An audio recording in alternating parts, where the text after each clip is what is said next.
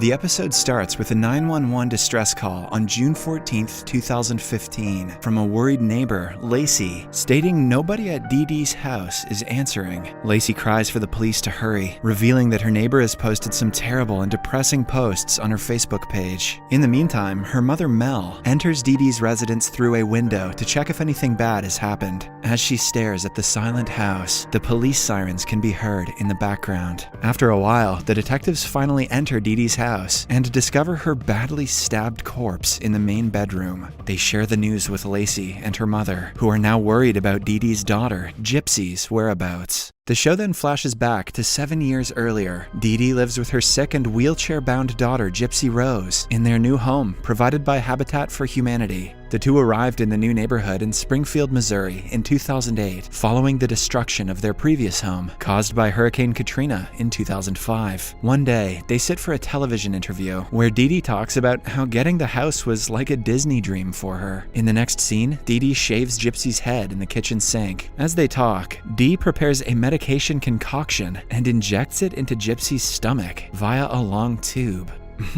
My mom would just give me aspirin. Later at night, Dee Dee sings a lullaby for her daughter and makes her wear a sleep apnea machine to bed. After leaving Gypsy to sleep, Dee Dee opens a closet full of medicine bottles and takes a few pills for herself, including one named Sleepy Baby. The next day, they get a surprise visit from their neighbor Lacey. She offers Gypsy a makeover, and Dee Dee reluctantly allows it. During the makeover, the two girls start to bond, and Gypsy shares that her father made fun of how she walked when she was a child, before she used a wheelchair. All this time, Dee Dee is closely listening to the girls' conversation. Later, she makes sure to scrub off all the makeup, much to Gypsy's dismay. The following morning, the mother-daughter duo decides to venture out and meet new people in the neighborhood. First, they come across Lacey and her boyfriend, who are washing their car. Dee Dee heads over to Lacey's mom, Mel, who is chilling out with her friend Shelly. The three talk about parenthood, but Dee Dee keeps mentioning about how her daughter is suffering with diseases like paraplegia, epilepsy, anemia, and a heart murmur. Shelly and Mel are amazed by Dee Dee's strength to look after her poor kid. As the mothers talk, everything comes to a screeching halt when Lacey offers Gypsy a sip of Coke. Dee Dee immediately rushes over to her daughter and tells everyone that Gypsy is allergic to sugar. Anybody else starting to get Bubble Boy vibes? The following day, Dee Dee takes Gypsy to the mall. Gypsy pleads with her mom to buy a blue necklace, but rather than buying it, she slips the chain into Gypsy's bag. It isn't until the last moment that she spots her neighbor Mel looking at her. In the evening, Dee Dee tries to talk to Mel, but the latter simply ignores her. Hence, with the intention of buying Mel's silence, Dee Dee plans a party at her house, inviting all neighbors. Meanwhile, Gypsy takes the time to search best friend and boyfriend's kiss on her mom's laptop and immediately deletes the search history before her mom gets home. The movie then cuts to the party, where a lot of people are gathered. Everyone is having fun out in the yard, and Dee Dee talks to all the people, one by one. Just then, Gypsy decides to eat a cupcake, which can be fatal for her. Seeing this, her mother freaks out and immediately rushes to stab her with an EpiPen. This stuns everyone, and they wonder how much pain Dee Dee has endured to care for her sick daughter.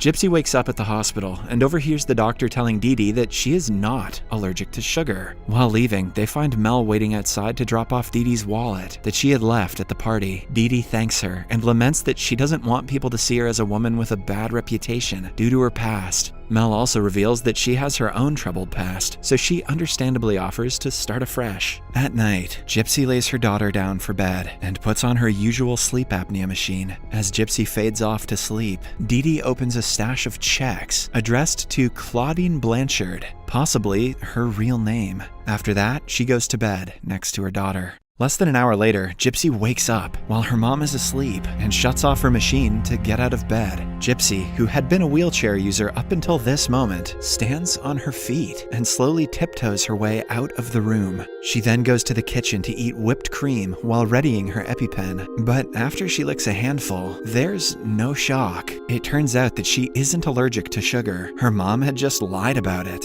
When she returns to her room, she is startled to see her mom awake, who furiously tells her to get back to bed. On another night, Gypsy sits in front of her laptop watching makeup videos on YouTube. While enjoying a tub of frosting and a Coca-Cola drink. She soon feels a pain in her tooth, perhaps having a cavity after all the sugar she's been eating secretly. The following morning, Dee Dee wakes her daughter up to share great news. Gypsy has been named the community's Child of the Year. What the hell is that? While she gets excited, she notices Gypsy's tooth troubles. Dee Dee immediately suspects it is an underlying condition and takes her daughter to see their pediatrician, Dr. Harley. At the hospital, they meet with the doctor, and Dee Dee thinks Gypsy's acid reflux has returned, which is ruining her teeth. While the doctor calls for a gastroenterologist, Dr. Chandra, to look at Gypsy, Dee Dee sneakily steals his prescription pad from the counter. In the following scene, Dr. Chandra suggests Dee Dee make an urgent dental appointment. However, Dee Dee wants to treat her daughter's acid reflux first, prompting the doctor to become suspicious. Hence, she asks for Gypsy's medical records, but Dee Dee states that they were lost during Hurricane Katrina. Before the doctor can say anything, Dee Dee rushes her daughter away. Later, Dr. Chandra asks Dr. Harley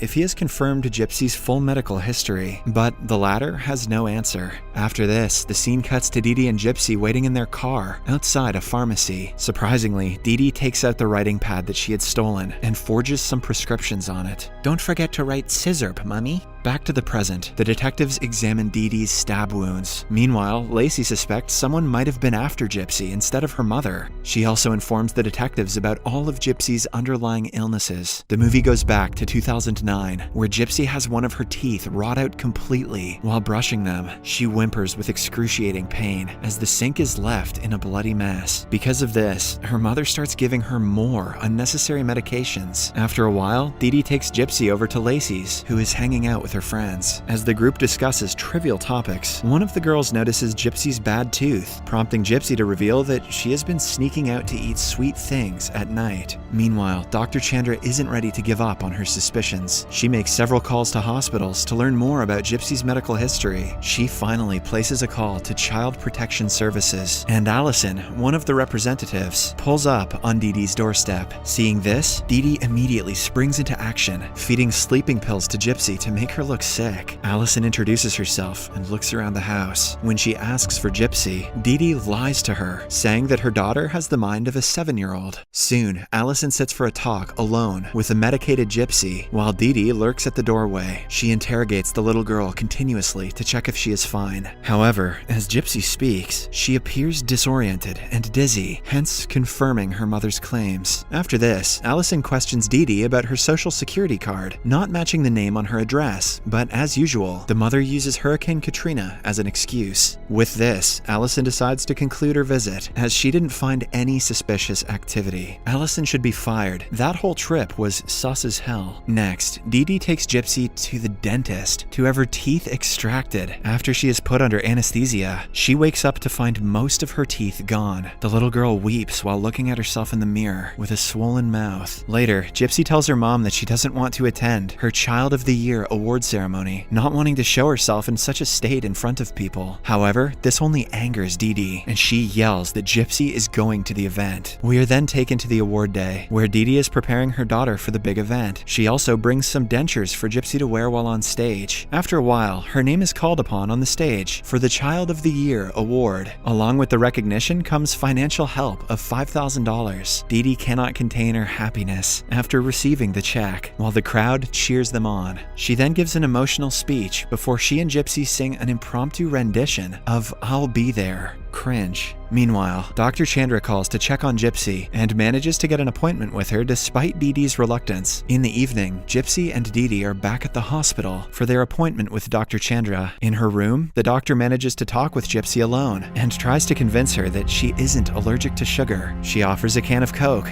but Gypsy refuses to drink it out of loyalty to her mom. Just then, Dee Dee arrives, prompting the doctor to put away the can and start examining Gypsy. Back in 2015, the cops continue to search Dee Dee's home to find clues to the murder. Sometime later, Lacey tells them of a secret Facebook account Gypsy had created to make friends and assumes she even had a boyfriend. Following this, the movie again flashes back to 2011. Dee Dee collects all the money from a GoFundMe page that pours in for her supposed supposedly sick daughter. Meanwhile, Gypsy continues her routine of sneaking out of bed at night to watch YouTube videos on kissing and cosplays. Next, she prepares for Fantasticon, a cosplay event, while putting some makeup on her mom. While checking in at the event, Dee Dee says her daughter's birth year is 1995 when the girl at the counter asks her. This confuses Gypsy, as she was always under the impression that she was born in 1993. Soon, the two run into Shelley and her boyfriend at the event. Meanwhile, Russ, one of the neighbors, notices Dee Dee and tries to ask her out for a date. However, Dee Dee changes the subject and asks to leave for the restroom, while Gypsy approaches a guy dressed as Wolverine. He introduces himself as Scott, and they chat about their favorite Marvel characters. Gypsy then urges Scott to see the DeLorean from Back to the Future, to which he agrees. Luckily, they are invited to the front line. Scott picks Gypsy up to put her in one of the seats, and the two have fun together. Sadly, the good time doesn't last long, as Dee Dee interrupts them and hurries Gypsy home.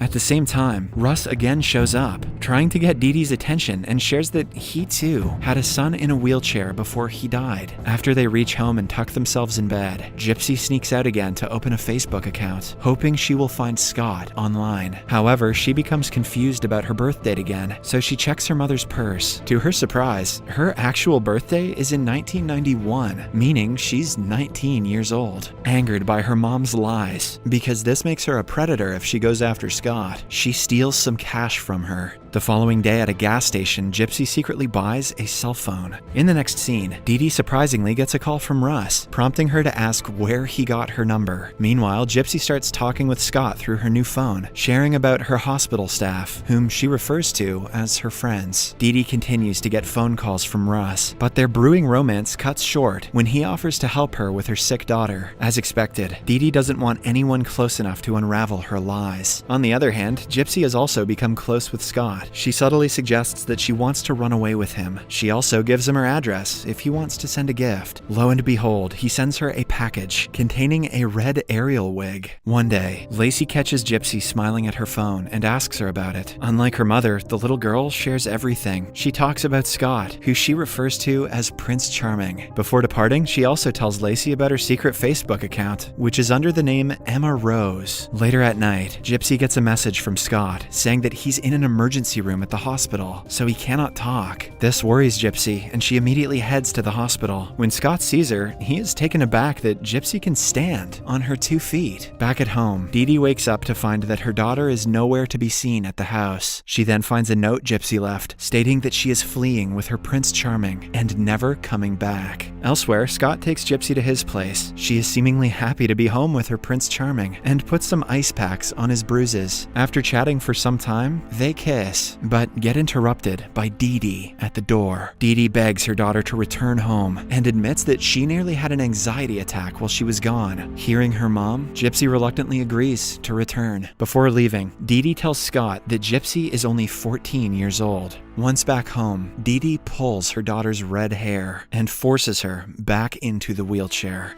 To see what happens next, watch the second part in Series Recapped.